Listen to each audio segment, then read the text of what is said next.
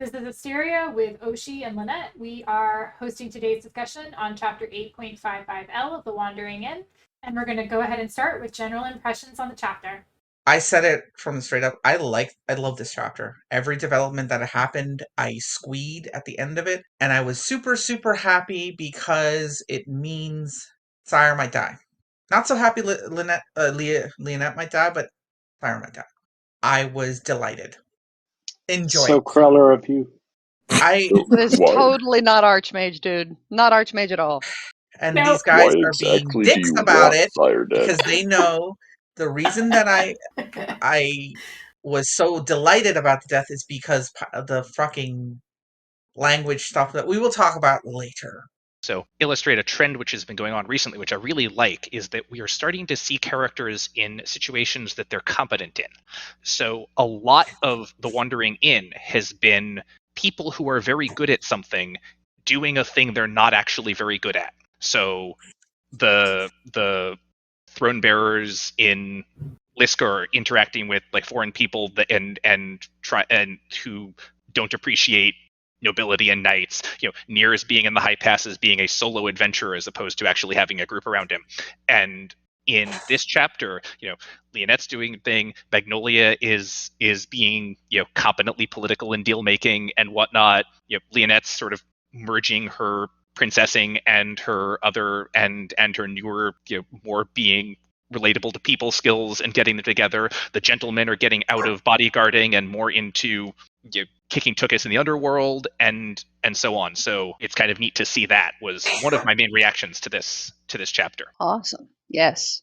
I'm really excited for Cire's art, mostly because I feel like what makes him kind of annoying to me is his like extreme Peter Pan syndrome, where he just refuses to grow up. And I think that if anything's gonna get him over that, it's this. So I actually don't want him to die. I want him to mature, and I think this is a good opportunity for that. Nice. Okay. Kermit? Yes, so what I thought was really funny about this is that Rafalma, spent her whole life learning to be a military commander and, doing all that martial training and so on, and then Cire was just, hanging around Oteslia, not doing much. And then when it came to the time to make this crucial decision and take risks and things, Rafalma was the one who backed off, and then Cire, who was just a civilian kid, it's like the ultimate ride or die dragon. It's like, okay, I'm going to throw away a couple thousand years if this doesn't work, but fuck it, let's go. It was an interesting reversal, and they also kind of remind me a bit of the two dragons that Aaron met in Israel, like the night dragon who went around to every court getting, knighthoods and things. Cire sort of reminds me of that, and Rafalma sort of reminds me more of the silver dragon that watched over the Byres family.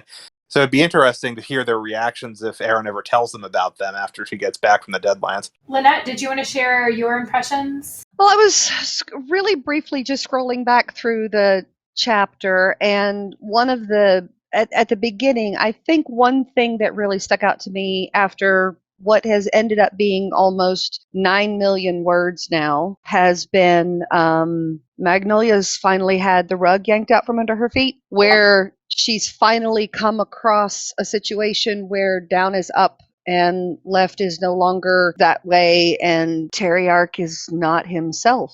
And she doesn't know what to do. This bedrock that she has based her entire life and heart around has suddenly cracked and shifted and turned into something else. That free-falling, windmilling kind of reaction from someone who is that scheming and competent and actually successful in everything she's, attempted to do, even if she has been pretty ruthless about it. That moment of uncertainty and, oh no, what now? That really resonated with me. I think we all need to have those moments in our lives in order to keep us humble, and she hasn't had that happen very much. So I liked that spot. Totally agree with that. I love Mags as a character, and I'm always interested to see her development. So I definitely agree with you that this take on her was a new one, and I appreciate it a lot. Yep. I'll wrap up impressions by disagreeing wholeheartedly with Oshi. I adore Cire as a character, and I loved his development in this chapter. I specifically love him for his slang. Really makes his character so real to me, and I enjoy those moments where he's speaking in his unique interpretation of what he believes to be Archmage. The theme of this is between unusual pairings of characters, Mags and Lyonette to some degree, because initially Mags had totally discarded Lyonette. We also had Cire with our Warlord, which was also kind of like a random connection until we got a little bit more explanation about it.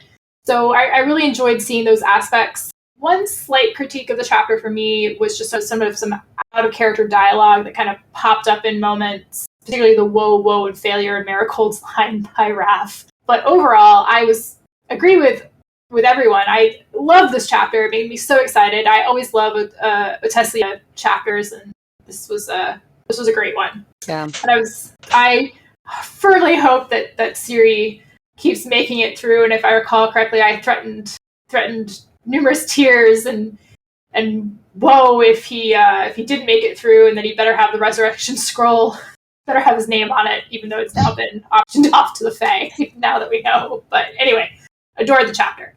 So let's get right into it. We got a little bit of lore drop this chapter, so let's start there.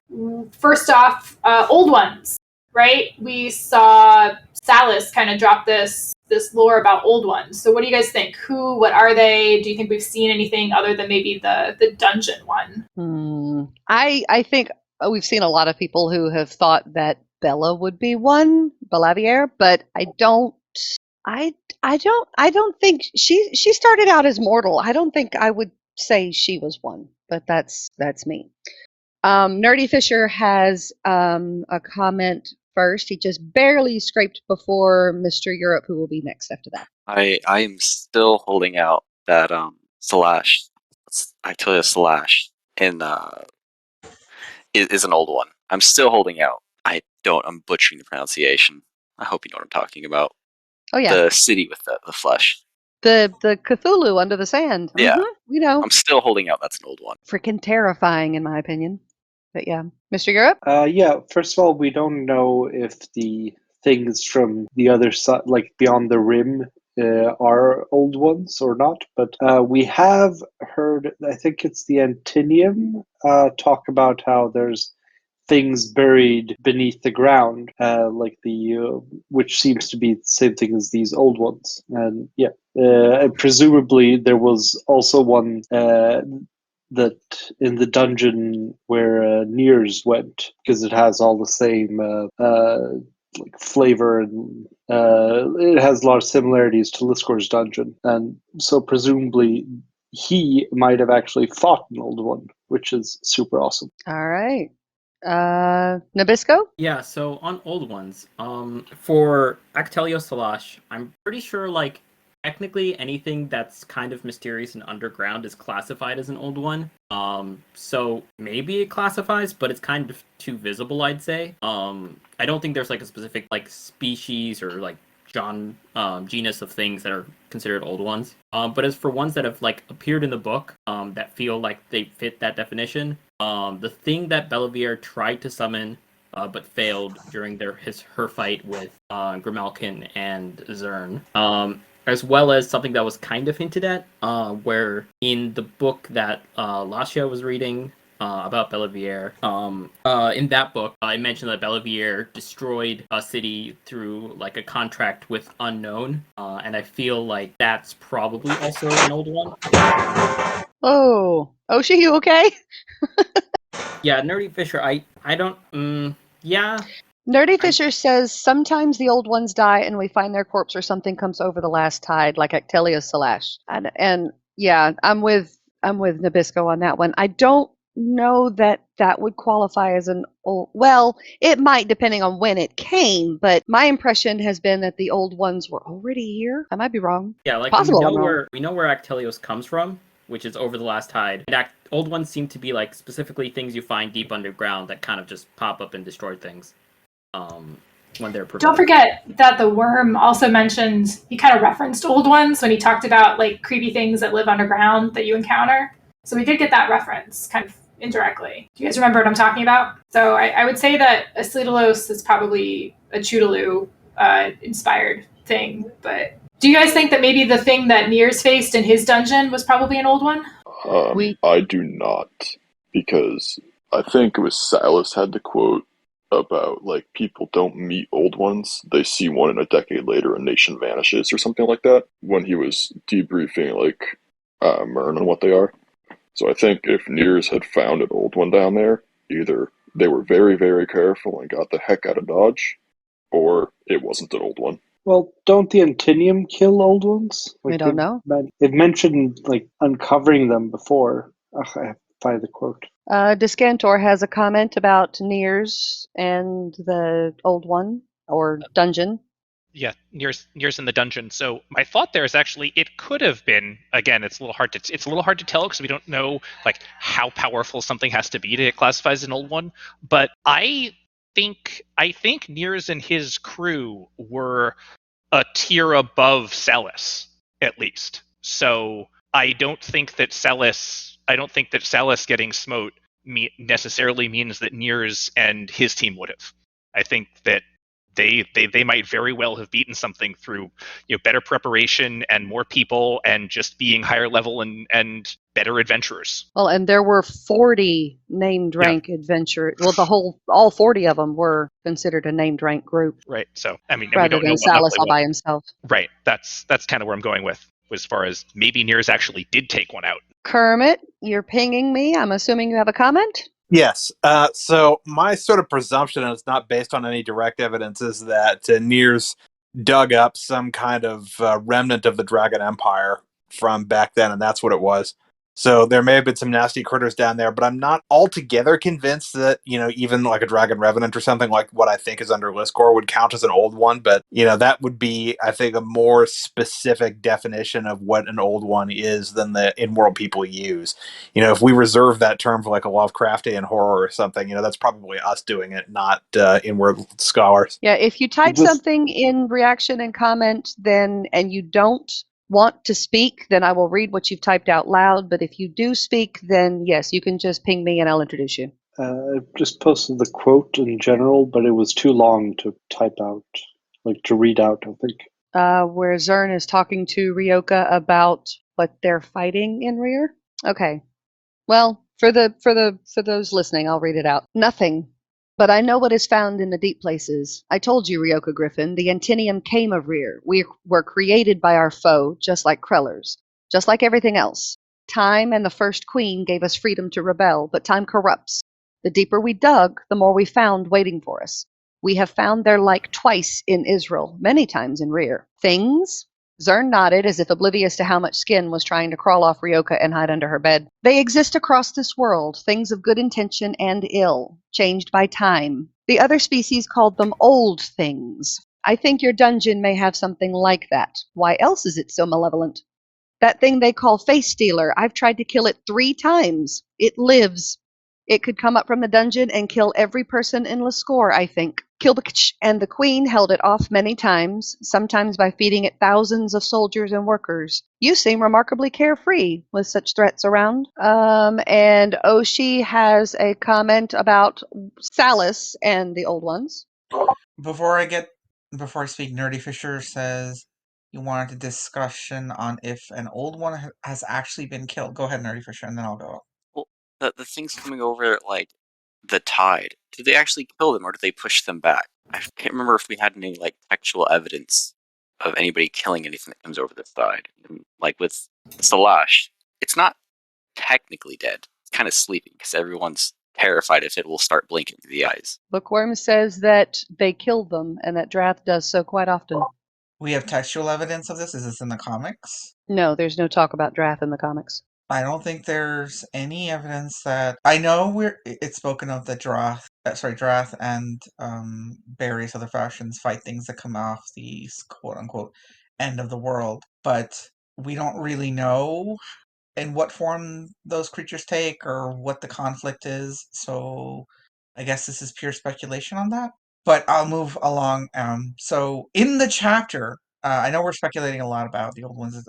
What I found interesting was Salas went directly to the old ones as the source of this, as if Eren met one of the old ones. Because for Salas, you have to think about the way Salas frames everything as a threat, as something to be defeated, as something to be beaten, as something to be conquered or protected. or to protect the world from. He's an adventurer, so I think his speculation is framed from that point of mind. But what made me curious about why he went there, other than I glossed over it because of that, but having a couple weeks to think about it, you have to wonder what Chalion actually told him and how much of what Chalion told him is the truth. There is some part of me that goes, Chalion fed him just enough information so that he's Kept in cautious. line? Yeah, he's framing that way because Chalion's still in limit. He's not a big bad, but this is still his grandchild, and there's a way that he wants his grandchild to live in this world. They'll make sacrifices, but I've been recently reminded that for our kids, there's a particular way to parent, and one of those is to give everything to them. And that can often come in surprising ways. And I don't know, maybe there's something there. Okay, I'm good. What's the next topic, Astira? What's up? Yeah. There's a lot more lore on old ones than we were thinking, so that's great. The next question was actually about, this was the first mention of Shifthold. It was this chapter, and the question was, where do you think we'll see it again? Can we? I thought we skipped this question. Can we skip this question? Let's skip this one. So I thought that was a nice little callback. We weren't going to discuss it. It was discussed. Anyway, okay, so the last kind of like lore drop was this reference to the fact that a Calanfer stepping on honest princesses, right, from Magnolia. Which princess? What was the story? Do you think this will be important later on, or this was just a side note from Max? So remember that Magnolia warned Lyonette from being too, like, she had to have a plan, and because Calanfer has gone after princesses before for kind of going against what the royal family want. Okay, let me clarify my statement. Can you reread the question? Sure. Calanfer stepping on honest princesses. Who do you think it was? What was the story? Oh, okay. Gotcha. What implications will it have in the future? Will we come back to this? Kylara states, have we seen any happy Calanfer princesses? Seems like they all end up pawned off for other people's benefit. Bookworm goes, pawned off. Ha ha ha. Mr. Europe is next. Or was Kermit. It action Kermit? Yeah. Yeah. So let's see. So we were just talking about Calanfer Princess. Of course, now that it's my time to talk, I immediately forgot what I was going to say. Because I got distracted. Yeah. So can you remind me what the original question was? We were talking about Calanfer Princesses. Oh yeah, that's it. So when Magnolia was talking about how the world has a way of punishing princesses who rise in the wrong way. I remember she said something about how, like, honest people get eaten alive. And, I'm sitting here thinking that sounds an awful lot like one of the, like a figurative metaphor that fits disturbingly well from one of the dead gods eating souls in the Deadlands. So I'm wondering how much of that is perspective. When you have this spiritual world, how does it exactly interlink with the material world and the consequences of it? So that was sort of an interesting thing because one of the dead gods is very associated with nobles and things. I think it's the dancer one. So could that be a consequence of the fact that that god isn't dead? Okay, Mr. Europe? I saw it completely differently. I just, when they say, the direct quote is, princesses have suffered for it, and Calanfer is no stranger to stepping on those that rise the wrong way. There's no indication, as far as I can see, that this is recently or any of the currently living princesses. Just like a tradition that they do, like that they, if someone acts out, they get like they tend to step down on them, like to stop them. I don't see any indication in the text that this happened to one of Lyonette's sisters. Even though, of course, all of, I mean, they say something afterwards, but as was said earlier, all of the princesses seem incredibly unhappy. So either all of them stepped out of line, or it doesn't really matter if you step out of line because you're going to be miserable anyway. So, step out of line and get punished, or don't step out of line and just be punished by the fact that the system sucks. All right. Well, why don't we move on to the next question? So we've been doing a lot of questions about general lore stuff, but let's move on. We'll move on to the characters. Yeah, let's move on to the character stuff. You're just eager to discuss the announcement. Yeah. Let's see. All right. Let's see. Good character question. So, a lot about where do you think Lynette's going to get other help from? She's got the help with the dragons, but do you think she's going to get help from anyone else in the tribes? Do you think that she might team up with Ilvriss's uncle a little bit later on? Basically, where is her character path taking her? Is anyone in? Is anyone interested in this question? I'll No, interject I'm here. I'll interject. So I was not expecting this path for Lyonette.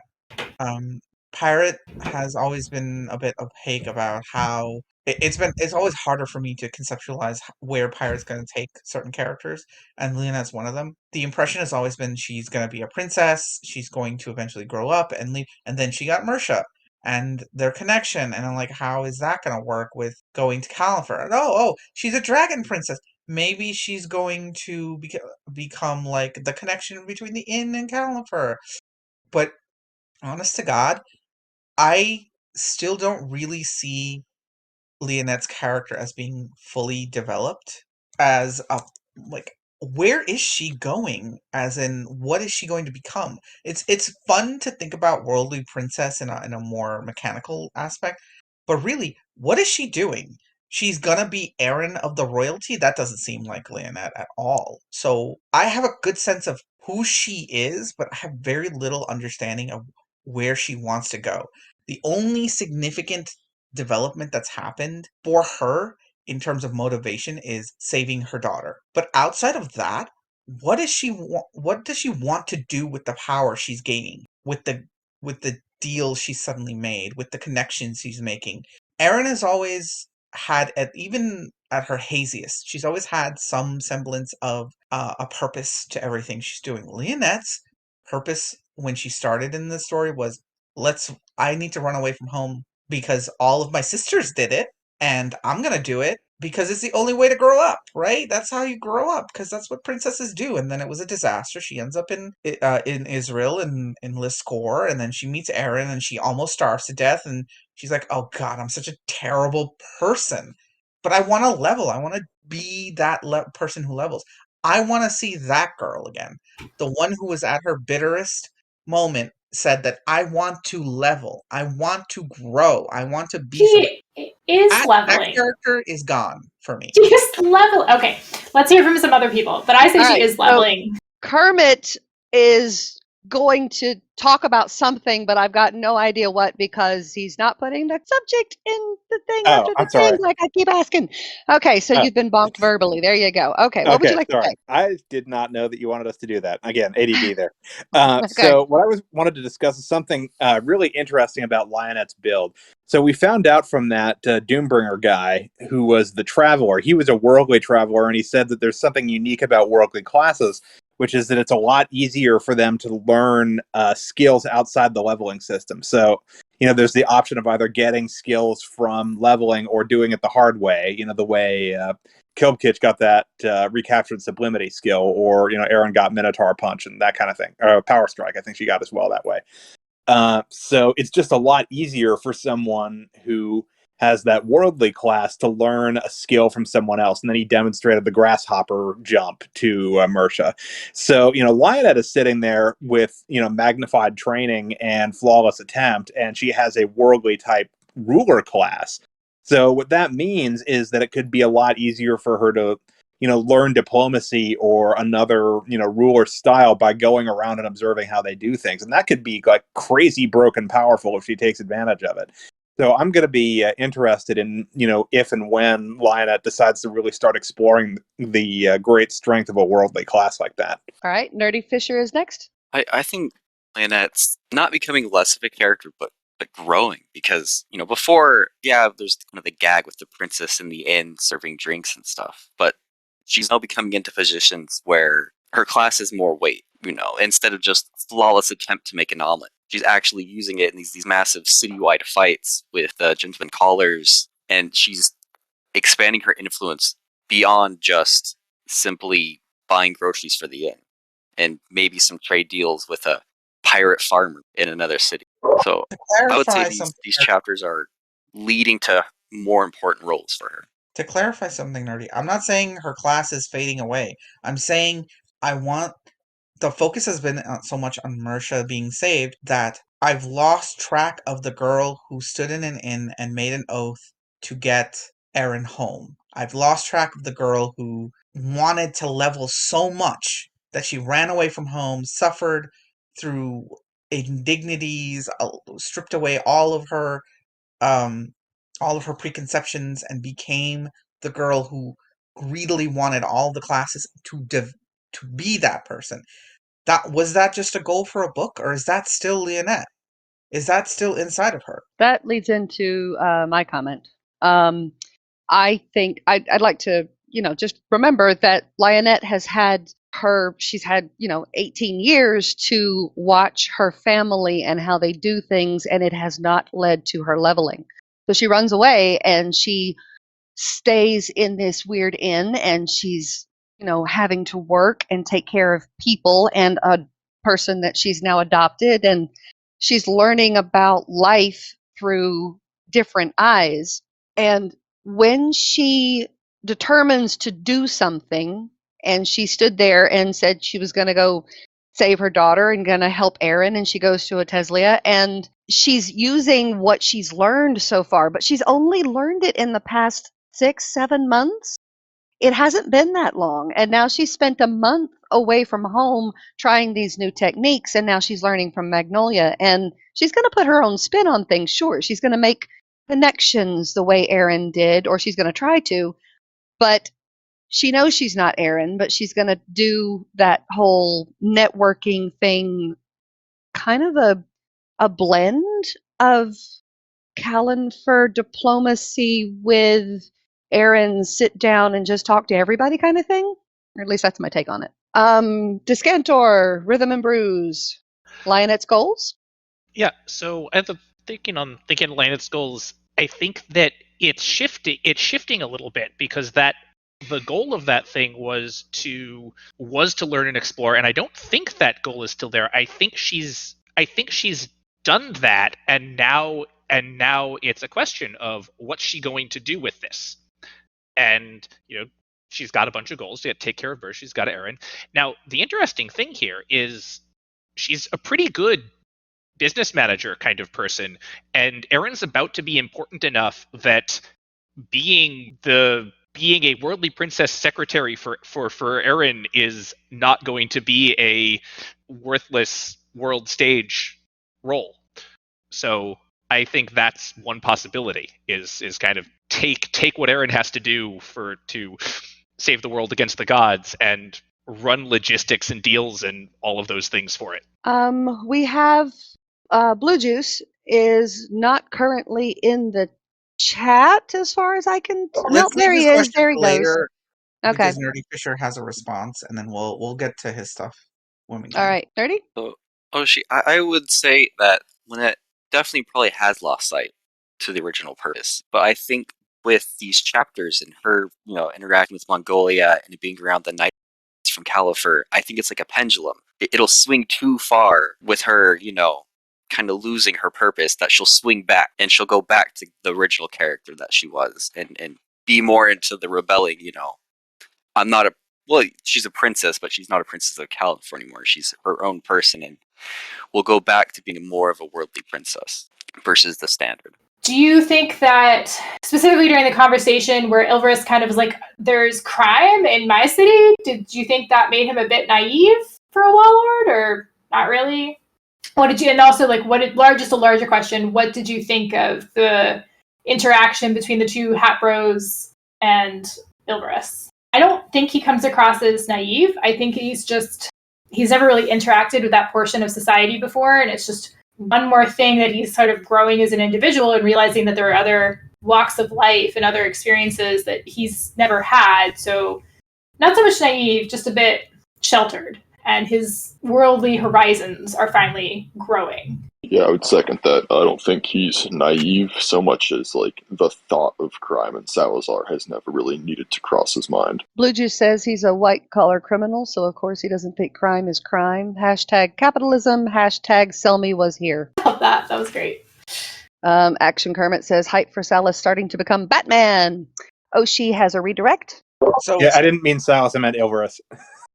Oh, So okay. I remember the original discussion about this, and the discussion was on. So yes, he grew up sheltered, but he is. The implication was that there is a class of people who are entirely how do I say that's not what I'm trying to get at. There are criminals of extremely high level who have as much power as a Lord of Salazar would, and yet the governments are aware of them, yet this lord is not. He is a powerful person, head of a house, runs his own company, and somehow he manages never to have ever had to think about criminals at that level except as a threat to be removed. I'm both shocked and appalled because Magnolia knew.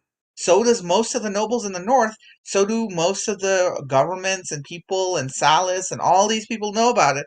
Yet somehow this one dude managed to grow up all the way here, become this super bank lord, have all these millions and millions of monies, and he has no fucking way. Every businessman knows about fraud. Every businessman knows about theft. Every businessman at least knows that not only do they exist, but that there are powerful forces there and that you have to deal sometimes with corruption. You can't clean it up.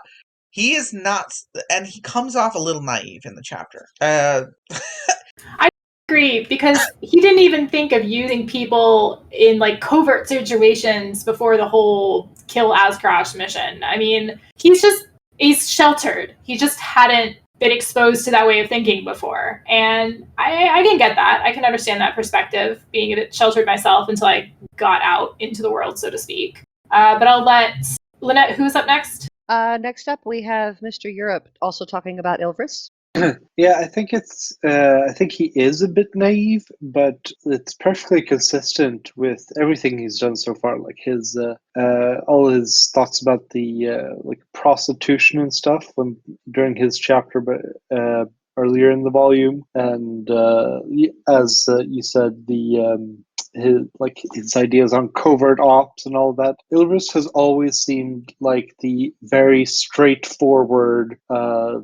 The law is the law, and like even when he was cracking down on corruption in the teleportation network and all of that, he's just a straightforward, very, how do you say it, orderly person, and he runs the company that way and all that. So presumably no criminal would ever approach him for something, and the criminals probably don't overtly do anything regarding the gem mining because that's the wealth of the city, and they're probably skimming everywhere else. All right. And yeah, he confronted Ryoka in the middle of the frickin' street. He's very straightforward up until he had to actually hide about Azkarash, I think. Nerdy Fisher, you're next. Ilvriss and the Nature of Wall Lords. I'm definitely not really surprised about it, considering Ilvriss's character. And we have to remember, Ilvriss is from Salazar, which is literally a vertical tiered city.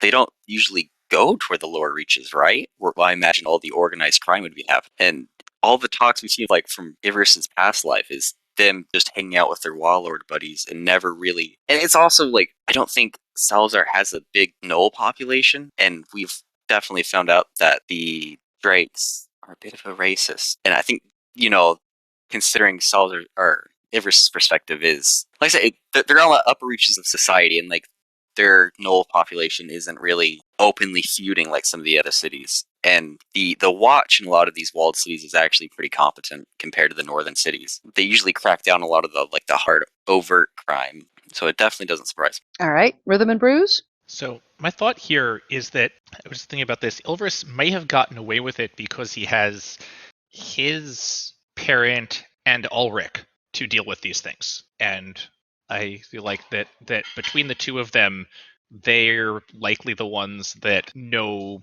more about the criminal world of what's going on, and they let Ilvriss run just businessy, run straight businessy things, which he seems to be pretty good at. And so I think those are the ones that kind of take care of this for him. And the fact that they're there and kind of competent at these arenas are the ones that have let Ilvriss get away with not paying attention to this aspect so far.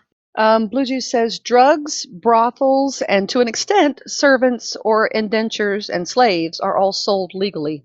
And in Drakelands, money can literally be applied to forgive foreign bounties or crimes.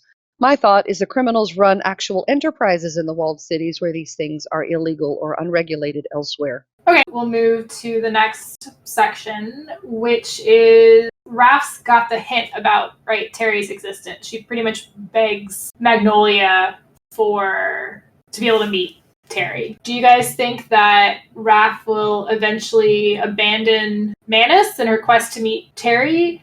How do you think that situation, as well as the contract that Ciri's got himself into now, how do you think that situation is going to play out? Personally, I don't know if she'll cut her connection to her city. I don't think she's quite thinking that large, whereas I think Ciri is prepared to just throw everything away, and I am a little bit worried for our Earth Dragon in what's going to sort of play out to meet this sort of elder dragon that they're desperate for advice from. I also think Terry's just going to just straight up disappoint them as well. I think they're in for a rude awakening. I see a lot of a connection between Oniva and her because Salus has already run away from home once and is still being brought into line by what they're being told. I don't know. Kermit has a reaction about Terriarch. Yes, I do. So it looks like Cire and Rafalma are about to go on this great quest to find Terriarch, but then they're going to find him stuck asleep. So that's going to create a whole new, a set of issues. I think that's really going to start forcing them to deal with the Eldavin issue.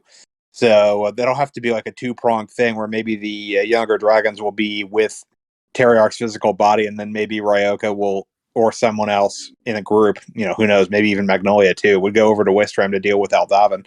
But, the thing is that if the spell that makes Eldavin, exist ends, he dies. And Eldavin at this point is a different person. And I don't think he wants that. So, how do you somehow work your way around this incredibly powerful half-elf mage who was given birth from the dreams of Terriarch? Is there some way to make him continue living so that he can accept being unhooked from Terriarch's source of magic? Bookworm says, Cire's an earth dragon, and it was mentioned that nature thrives around him as if he has a rejuvenating aura. That could help with the resurrection. Oh, don't get my hopes up, Book. Man. So we can move on to... Oh, this is just a fun question. So a little bit back to the Hat Bros. So we saw some hints of some pairings. What do you guys think of the new ships that showed up in this chapter? Ratissi and Onivia, and Magnolia and Willibin. What did you guys think of those potential ships sailing? I have opinions, and I'm not going to state them. Well, now you have to state them. No, I don't. I will just sit here in my own little bubble, and I will imagine ships, and whether they sink or whether they float, that will be entirely in my own head. Magnolia and good boy Hatman, please. Please and thank you. Willibin. No, he's the Hatman. There's two. He's two Hatman. There are a lot of Hatmen. This is the final chapter. I love him. He likes the like the curvy chicks. And I know I'm not a curvy chick, but I am a curvy man, and I'm saying right now. Take him. Okay, how do you think he would hold up against Ressa then? Fuck Ressa. I mean, fuck you all. You're stupid. Ressa would be happy for her, maybe if he got her to eat less sugar and act. Who says she has to? Magnolia's a lady. She can have two lovers. Ladies can have two lovers and still be ladies. Ladies are ladies. Who the hell cares? They can do whatever they want. I mean, the English ladies did. English ladies had usually a female and a male lover. Well, that's what I'm saying. There's a whole play about it. As long as it doesn't become public, just as Bookworm says. Randomness, by the way, just showed up and said Mags X Willowin is because Quickie likes Mags IMO. So it's kind of funny. Does he like Mags? I always thought he hated Mags. Quickie. But I'm super excited about. I actually, what was interesting about and I like Ratissi and Onivia too. I thought that was super adorable. But with Magnolia and Willibin, did you guys get a hint of a larger plot afoot there? Remember he mentions like partnering with her could change everything. So what do you guys think that's about? I don't know what it's about, but Magnolia tends to look like we got a very good sense of how Magnolia deals with things. Little deals, all so that she can pull the favors at the right moment, make sure she never has to fight anything. It might just be from a mastermind version inside of her head. She's making a little deal with this person, and she gets a gang on her side, and she doesn't have the assassins anymore. Well, just get the gentleman callers on my side. Don't forget They're that they're part. also Sorry, they're Lyonette, both from go. the north. All of them are from the north. Magnolia has her territory up there, and both of the gentleman callers are from northern Israel. So that there may be aspects of government in both above and underground situations where that could literally change everything on the northern half of the continent. Okay. Connections to Lyonette as well. They natural ally or whatever it was that was gained. I think we're Mm. crossing pretty far into the 1 hour territory, so Yeah. Siri, So yeah. So it's. I don't think we have too much more to say on that. There's a little scene with Tessa and how she's kind of sane. So does anybody have any theories on the prank / price? And then the other character was Rickel, right? We also got a little his perspective as well in the kitchen scene where there was the Coffee! Aaron the coffee scene where he brings in the coffee. So for these two kind of minor, maybe becoming major characters, what do you give some thoughts about Rickel and the coffee scene, give some thoughts about Tessa starting to wanting to stalk Lyonette. I'm gonna go before Oshi. Haha. I liked Rickel in this scene. I know he's a bad guy, and I know there's a couple of people who are in this chat specifically who really think he just deserves the worst death possible. He's done some really horrible things, but it seems to me that he's finally finding a connection to the person he used to be before he came to Endworld in the first place. And I think that may also change him quite a bit. The fact that he's using coffee and different phrases from his world to pound out people and whether or not they are in the know, as it were, is one of the reasons I admire his thinking. I do respect the fact that he alone was one of the ones who took out the faces of the Earthtenders. I mean, not just the teams of people, the underlings that have been, annihilated now by everybody else, the maids and the gentleman callers and Oniva, but he actually took out one of the big ones by talking to him and bribing him. I like that he uses his head. Okay, Oshi, you're first. Okay, sorry. Yeah, let's keep it to under an hour and 10 if we can, Assyria. But yeah, so Rickel, I know as you said, there are people who push back on the idea of Rickel as a possible figure to join. I don't want him to. I don't want him to be part of Aaron's sphere or anything else. I want Rickel to be his own power. He makes deals with folks. He plays along. He gets them where they need to. He clearly has a goal in mind. We don't know what that is, and we may never know and I love that. I know this reference is unknown because I met more than a few people who don't know who Kaiser Soze is, but he is a Kaiser Soze figure. He's the mastermind behind everything. Doesn't mean he needs to be redeemed or made nice with. He's just like the Hat Man. He does not need to be forgiven for acting the way he did or what he did. And whatever side he's playing for, the first side he plays for is himself. And if it means allying with the dead gods, he might do that. But you can't blame someone for being who they are. And who they are isn't necessarily someone who's interested in saving the world the same way you are. Try to keep in mind also, we learned in book 8, in this book, that the gods crafted the spell originally to seek out exceptional potential. Every single Earther we meet has exceptional potential. Whether they realize it or not, that potential is there. And Rickel is an exceptional trickster. Don't allow yourself to let Pirate trick you into some kind of gray and black and white thinking on this. What Rickel is, we don't know. What we could be, we don't know. Could he be backed by the dead gods? Holy shit, yes. He could be backed by anybody. Because Rickel is out for himself at this moment. He's having fun. He's a trickster. He's Coyote.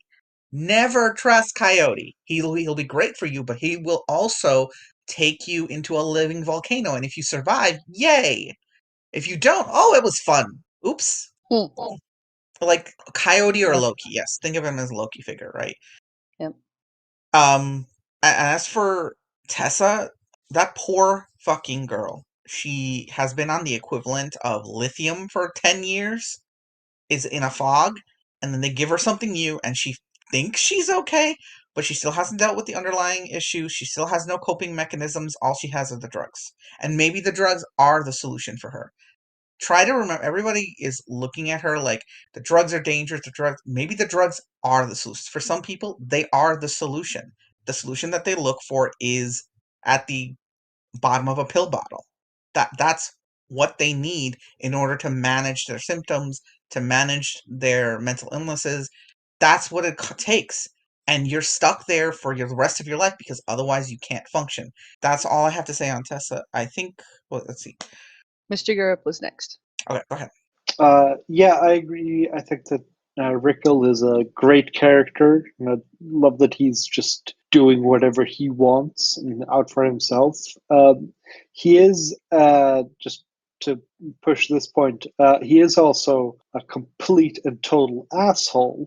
And you can't hate someone for who they are. He is the guy who went to a new world, a new fancy world, saw their economic system and thought, you know that those horrible people who abuse the economic system to destroy lives, I could make a buck out of that.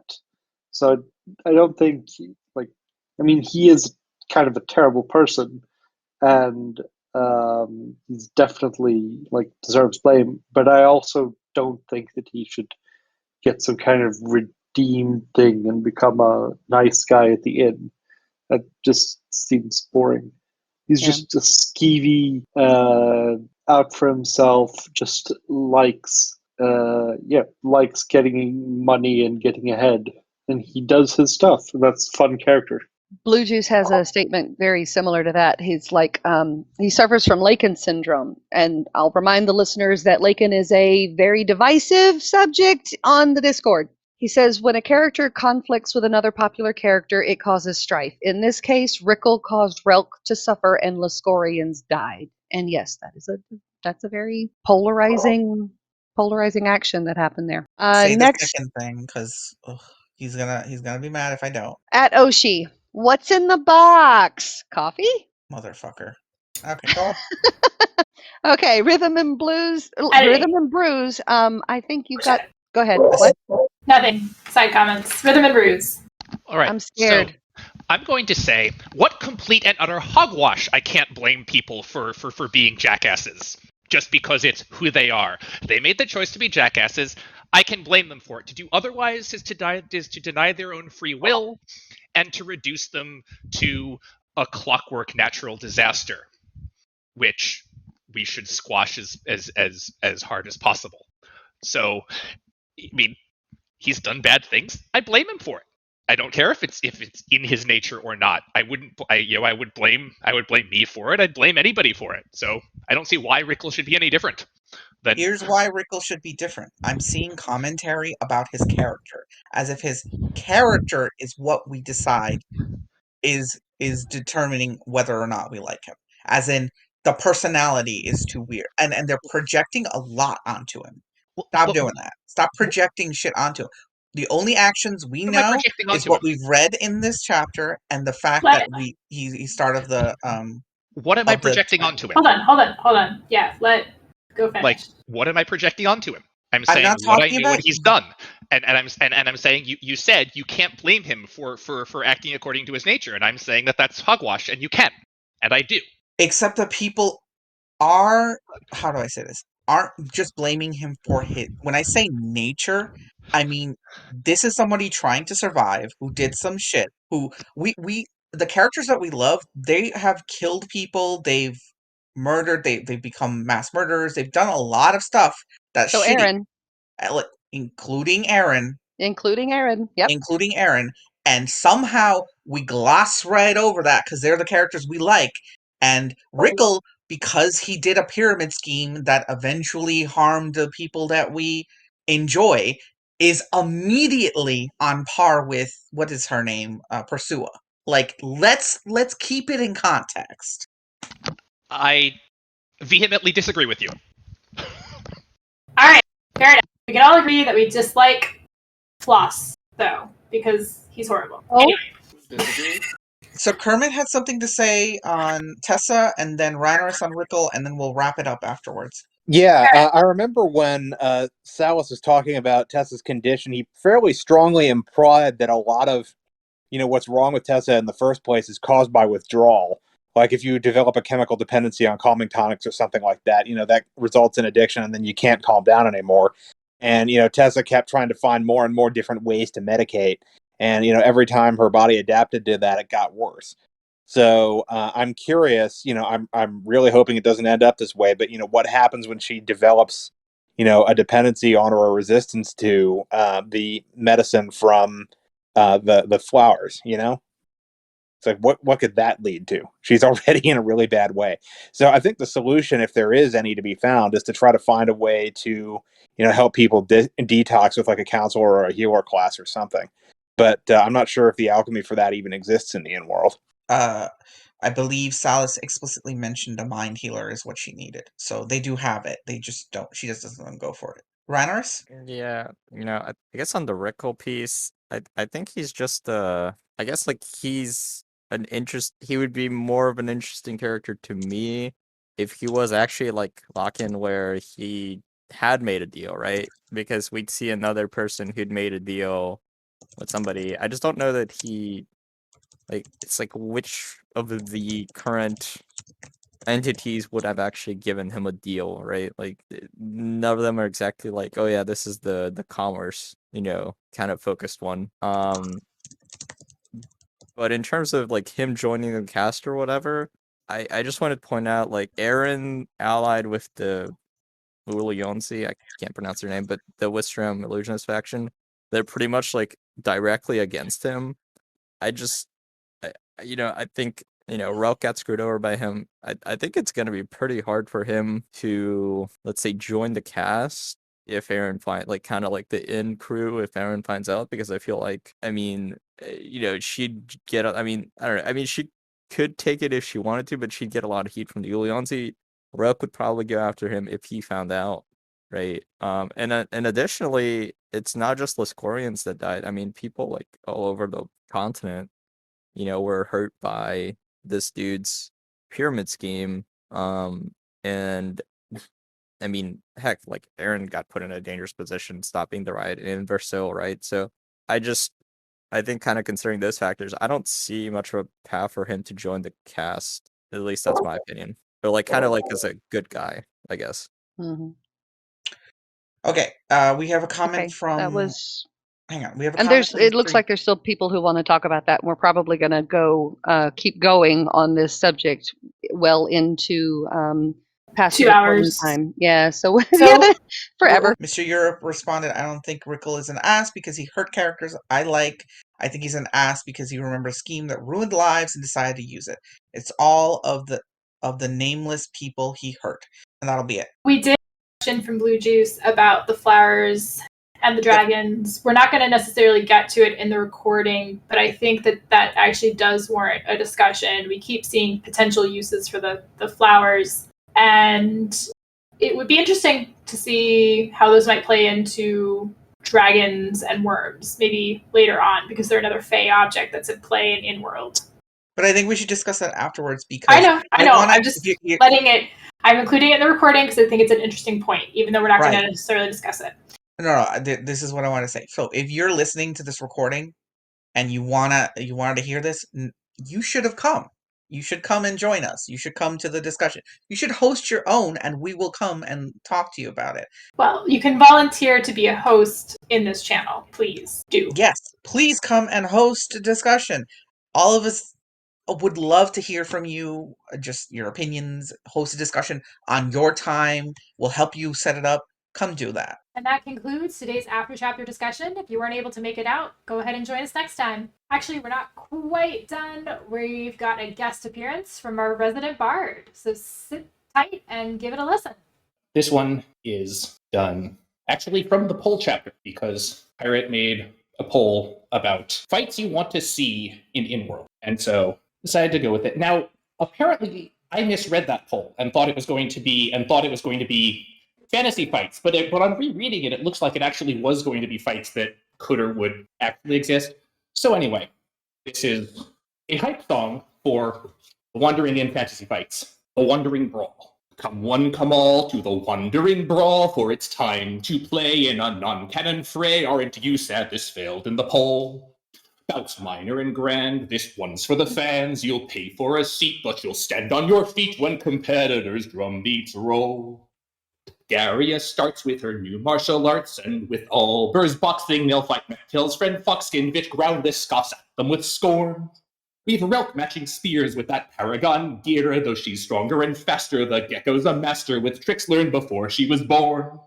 The Viziers are the boulders, hot air becomes colder, though he's in a pickle with Duke Zessaprickle, that worm that we all love to hate. On a much smaller scale, it's a brave, stirring tale with those frareling loons throwing down with raccoons who've been boosted by Mersha the Great. If you wonder what secrets the Agilum hide, you can find out the heights of their power. I'd like to make mention that it's their intention to withstand Actelios' glower. Rimver and Zern, that suave Lucifer, with Athens from hell that made up bullshit spells versus whatever the devil's in store. Now Theliar Strellis, that druid most zealous, fights Ulkarazik. It'll make Maven freak since it's judged by the witch Anazure. And now, pretentious skills are how he pays the bills. He's a dragon-born drake, and this revenant's take is the state of the world's a sin. To face him as Mars, made of sinew and scars, she'll crawl through the mud and spit out her own blood, because all that she knows is to win. It's a sight to delight as they fight through the night and decide whose might's an unscalable height will be done with this shite when the flame daddy takes center stage. That is all. That was awesome. That was awesome. Big fan. I continually find it hilarious that, like, 3 weeks ago I asked Iskander to write a song about bonking the horny, sung to a sea shanty. And now you've evolved into this, like, bard. I was also happy I got to call out Maven. That fit really, really well. Yes, awesome. It is true. You did start all this, because I don't think I would have actually started this. Like 3 weeks ago, you're just like, someone should write a sea shanty. Bonking the horny. You can't bonk the horny. What? You can't bonk for horny. I mean, Don't stop us. The bonking only makes me... And we're done for real. Have a good night, folks.